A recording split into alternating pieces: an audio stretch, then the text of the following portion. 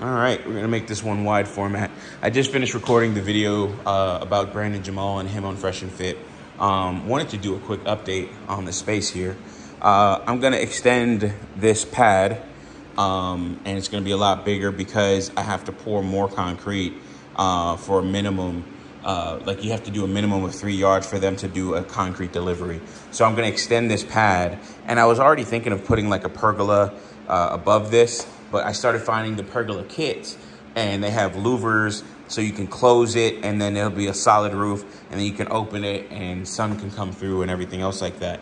So I think I'm going to get a 10 foot by 20 foot pergola kit. I have to move these blocks because they're not the spec, but I think the pad is going to be 22.5 foot, and then it'll be about 11.5 foot that way. I think that's going to be the best, and then put that pergola. It's just trying to get the right color and everything else like that. So I'll be working to get that done and make that happen pretty soon. Got to get the concrete poured, and I want it to be the same consistency and everything. So that's a thing that I want to make sure happens, and get that done. And with that being said, that pergola kit's probably about, the most I've seen is like $4 grand for that size. I can get them a little bit cheaper. Like I've seen 2,500 with $200 shipping and up to $4 grand. And I saw one that was in between with like free shipping, and it was a bigger size because there's one that was like a 10 by 20 and there's a 12 by 20. So I got to see how the dimensions fit. I was going to have the pad go back that way, but I'm going to have it flush with this and then go all the way down there and be flush with the edge of this pad here. So I'll have a covered seating area. It'll be kind of nice. The only problem is a lot of these pergolas are pretty short. So they're usually about 8 feet tall or so. So they're going to be a little bit shorter than this here. I got to deal with that and how that's all going to work. And then that'll run into the light as well. So that's going to be a bit of an issue. So I'll have to figure out the dimensions and what I'm okay with. Yeah. So anyways, moving on from there, I pretty much made my tile selection, or what I want. I was looking at this last night while I was chilling out.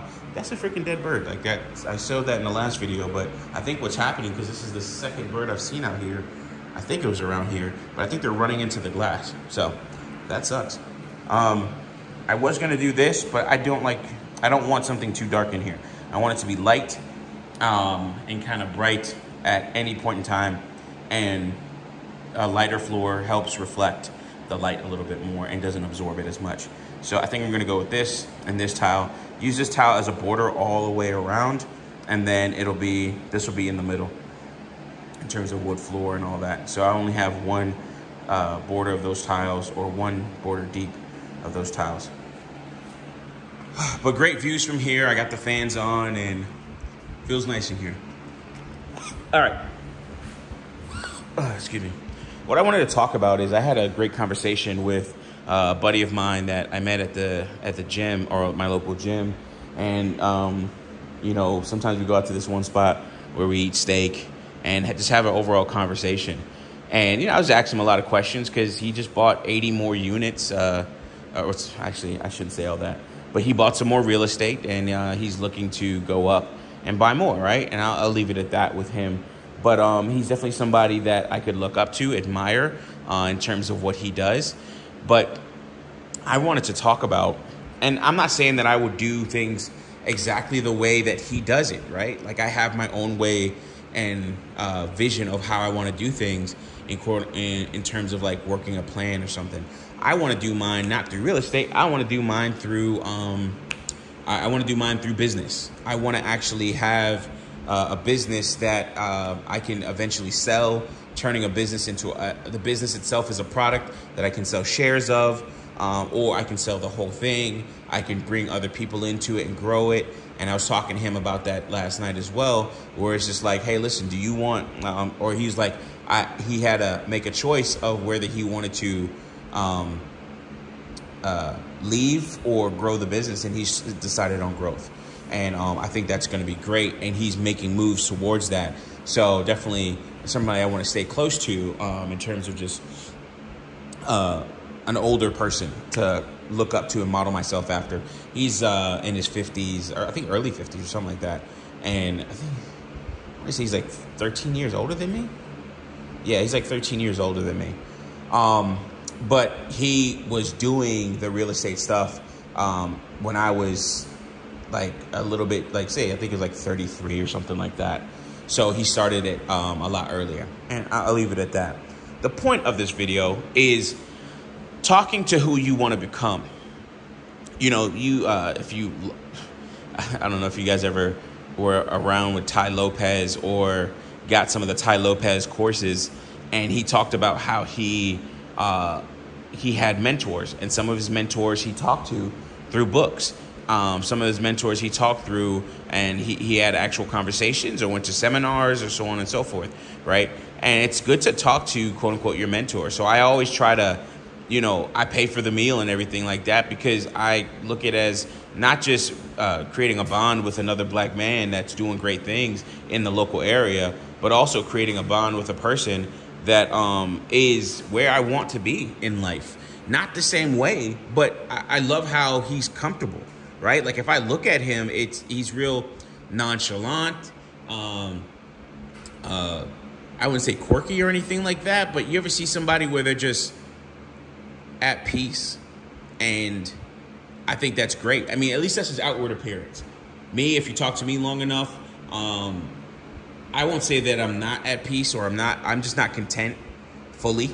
I like where I'm at, but I also keep getting push to do more, you know? And that's a fatal flaw, vulnerability, thing that I put myself through mentally.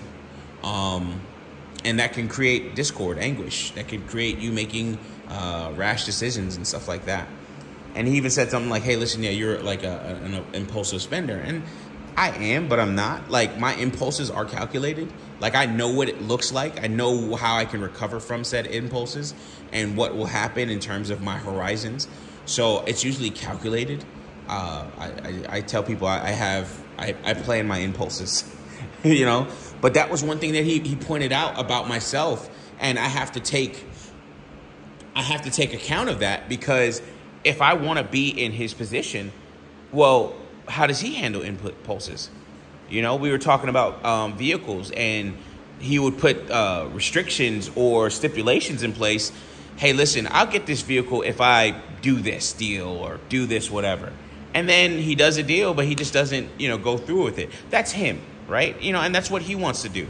I'm more of, I'd like to enjoy. And I told him proudly, confidently, that I don't mind being a slave to my impulses. I've talked about that before, like the space that I'm in right now and what I'm doing and what I want to do and how I want to enjoy certain things. I think it's lovely to have people come over and enjoy the space. Like my homeboy Sherm came over yesterday while he was working. Right? And he drives in a delivery truck. So he had that sucker parked out front of my house for like 2 hours on the street. And we was just chopping it up, just talking shit. Did not give a fuck. But he enjoyed not only the conversation, but my space. And he's seeing everything that I'm doing. That dead bird is still... I keep on like having it in frame.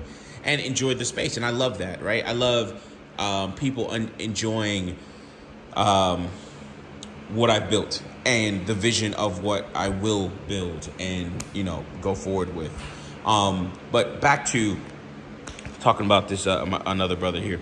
And talking with him, you know, it's like I started asking a whole bunch of questions.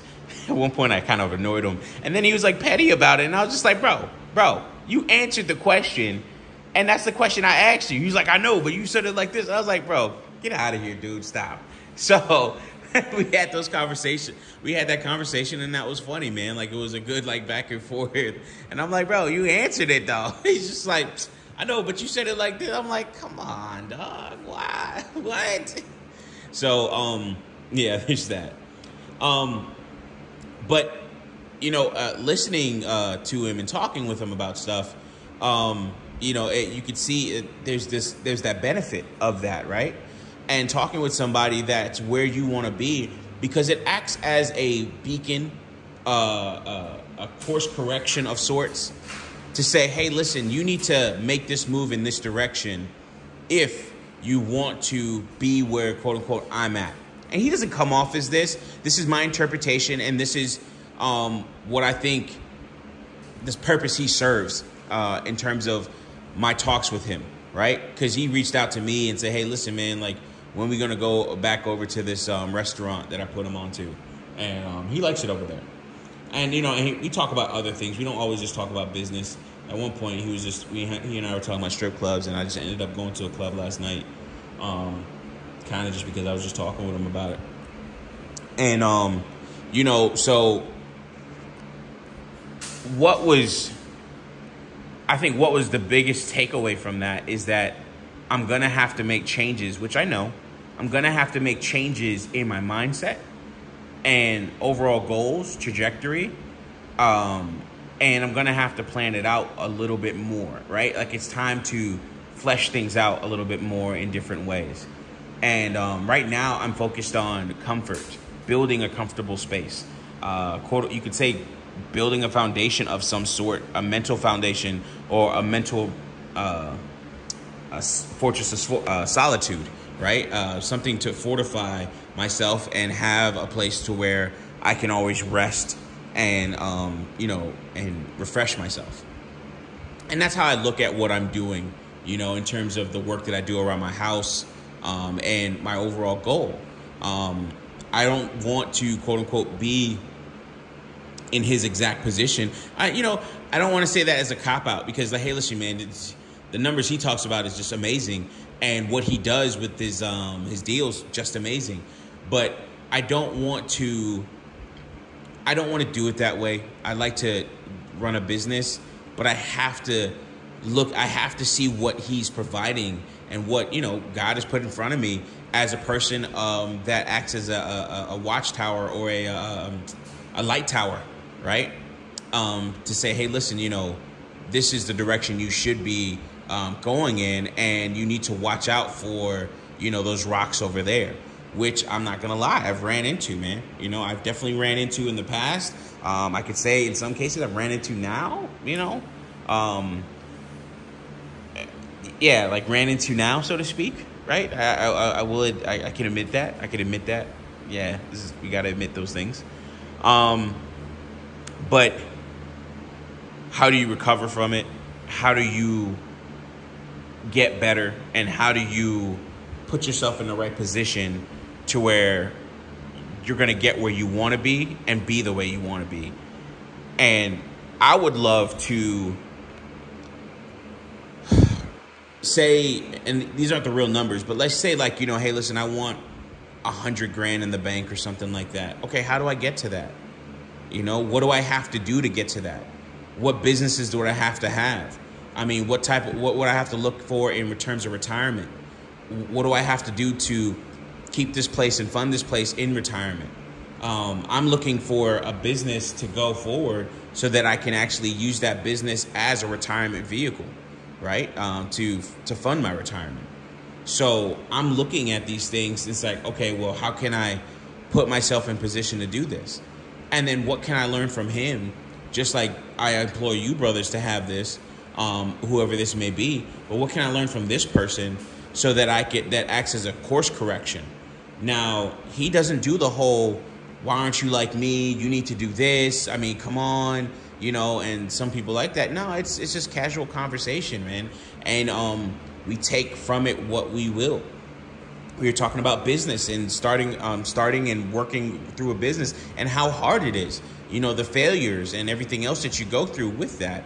And then also the turning points. You know, I always ask myself, why did a person leave a well-to-do, profitable business? And he talked about that in terms of his experience and what happened with him and what the turning point was. And I was just like, yeah, I can understand that and I could feel that, right? Because it's like, whoa, that makes actual sense that you did that, you know, because it was like an epiphany. And then also in the situation that happened, he saw that he, quote unquote, made it. And I was like, wow, you know, and like, what is that situation for me? I have in my personal experience. I do things and I'm like, wow, okay, this is actually going well, or I'm doing good in this. Or I could say things like, damn, you know, every time I quote unquote make it out of something, right? Like I make it out, or I make it back to a greater position than there was before. And I think that's important. But then I can't rest on that, because that's like, you know, BGS has talked about that, the well-to-do jawline dude that, you know, looks good, has all the looks, gets all the women, and is 6 foot and has the body and everything. But then they rest on that, and then they don't do anything else with it. You know, they quote unquote lose it. It's like it's the beautiful male, and how the beautiful male eventually becomes lazy, and you know, things are quote unquote given to him genetically or what have you, and even through that person's hard work to sculpt what they have. Don't want to take that away from the person, but then how do they deal with that in the long term? How do they deal with that in the long term, man? So I think that's like important that we look at, or that I look at and stay cognizant of the fact that, hey, if I keep on doing this, like, or if I can't rest on the fact that, hey, usually I make it out, or I come back better than ever. Yo, some things you can't come back from. You know, you make certain mistakes, you cannot come back from it. You know, and then it's almost like I have an issue with my weight. I'm having knee problems and stuff like that because I injured myself, and I had like a torn meniscus because I was just walking too much last year, and or a slight tear in my meniscus on my left knee, and then that causes issues with even my right knee because you put more pressure on it and everything else like that. It's harder to walk. It's harder, like, you know, when I get up from a space or a chair and I move from, you know, spot to spot. Man, the first couple steps are a little bit on the rough side, and I feel that, but it's like, man, I running out of time. I've talked about this before.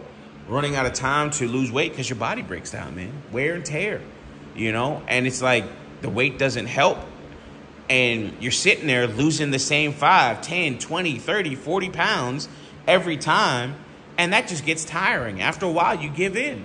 You know, so there's lack of discipline there on that part, but also even when a part of the issue, that the reason why I'm in the position I'm in right now is because I was working too hard, I guess. Right, I was running my body too hard, and I was making great strides, but then I gained all the way back because I got injured, man, and that sucks, you know.